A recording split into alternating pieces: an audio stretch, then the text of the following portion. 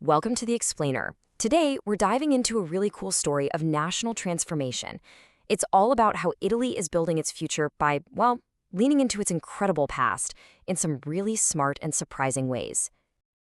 So, let me ask you something. When you hear the word Italy, what's the first thing that pops into your head? For a lot of us, right, it's the Colosseum, maybe a Michelangelo masterpiece. It's this beautiful, incredible museum of the past. But what if that's only half the story? What if that's not the whole picture anymore? Today, we're going to see how Italy is turning that very idea on its head. Okay, first up, heritage as a modern engine. Let's dig into how Italy is taking its most famous asset, all that history, and turning it into a powerful engine for the future. So let's just talk numbers for a second, because the scale here is wild. The Italy brand, it's valued at over 2 trillion euros. That's trillion with a T. And that number isn't just about Ferraris or fashion. It's built on centuries of cultural influence and trust. And you know where a huge chunk of that value comes from? It's physical history. We're talking about 46,000 protected historic residences. Palaces, villas, castles, all over the country. But here's the thing. These are not just dusty old relics. No way. Over 60% of them are actually bustling with economic activity. They welcomed 35 million visitors just this year. They've become these amazing hubs for events and hospitality. And get this, almost 1 in 5 is involved in agriculture, producing amazing wine and olive oil. They're literally the anchors for their local communities, especially out in the smaller towns. And this isn't just happening at home. Italy is projecting this idea of living heritage out into the world. You want a perfect example? Look no further than the Vespucci World Tour. They took this gorgeous historic ship and turned it into a floating ambassador for modern Italian innovation and business. And the results? They were absolutely staggering. More than 1 million people visited the ship in person. But online, it just exploded. Over 1.3 billion views. The economic impact was over 3 billion euros. It just proves that when you take a piece of history and give it a modern spin, you can capture the world's imagination. Okay, so that's the big picture. Now let's zoom in and see how this whole blend of old and new is happening right at the ground level, with some seriously cool innovations. All right, here's a wild thought for you. What if the waste from Italy's famous rice fields could be used to build the homes of the future? Sounds like science fiction, right?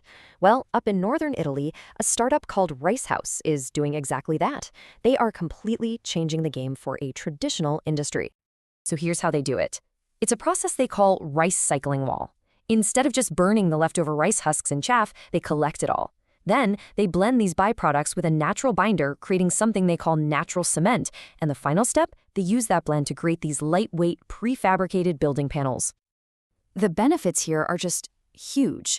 The walls give you fantastic insulation, they're breathable, they're resistant to fire and mold, and at the end of their life, they're fully recyclable. But the most brilliant part is that this creates a whole new income stream for local farmers. It's this perfect loop connecting modern homes right back to the Italian land.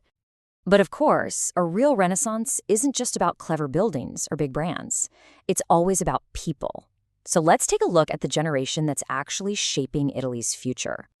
A recent report gives us this really interesting snapshot of young Italians. And no surprise, digital media, music, movies, that's what dominates their cultural diet. But what's really fascinating is what the report found about their well-being. It turns out it's not tied to how much stuff they consume, but how deeply they actually engage with it. The big takeaway is this. Just passively scrolling is basically background noise. It's those immersive experiences, the ones that spark real curiosity and connection, that are actually making them feel better. And you can kind of see what's grabbing their attention by looking at what they're searching for online. The most searched figures this year, it's dominated by musicians like Lucio Corsi and Ollie, the tennis star Lorenzo Musetti, plus major names from fashion and film. It's a whole cultural world built on music, sports, and entertainment.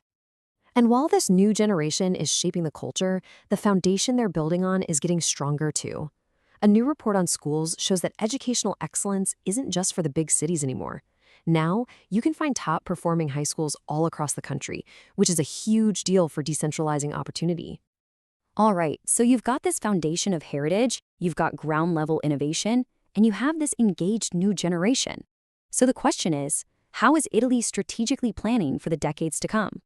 Well, one of the biggest moves is a complete overhaul of its foreign ministry. They're shifting from a traditional politics-only focus to a two-pillar system that puts economic growth right up there as an equal priority. They're also opening up the diplomatic corps to people from all fields of study and seriously digitizing their services. And you can see this new thinking in the projects they're rolling out. They're creating a new directorate just for cybersecurity, launching a mobile app to help citizens abroad, and they're even focusing on something called roots tourism, encouraging people of Italian descent all over the world to come back and visit. The big picture goal is clear: hit 700 billion euros in exports. But maybe the single biggest challenge lies right at home, and it's this fascinating paradox. Italy is home to some of the most durable, incredible ancient engineering in the world. I mean, Roman aqueducts are still standing, but its modern infrastructure is, well, it's aging, and it badly needs an upgrade. Just look at this one number, 42%. That is the staggering amount of drinking water that is just lost in the national network right now from leaks and problems. Gone. It's a massive, flashing sign that a 21st century solution is needed like yesterday. And that solution is smart infrastructure. We're talking about using AI, IoT sensors, and 5G to create networks that are proactive, that are efficient, that are resilient. And the potential payoff here is enormous. Over 54 billion euros in savings, a huge increase in safety by preventing collapses before they happen, and a major boost for sustainability by cutting waste in the water and energy grids. So when you put all of this together, it leaves us with one big question. From historic homes that are now businesses to new homes built from rice waste, from cultural diplomacy to AI-managed infrastructure, by weaving cutting-edge innovation right into the fabric of its heritage, is Italy creating a powerful new blueprint for the future? It really seems like the country is showing the world that your past doesn't have to be a museum. It can be the foundation for everything that comes next.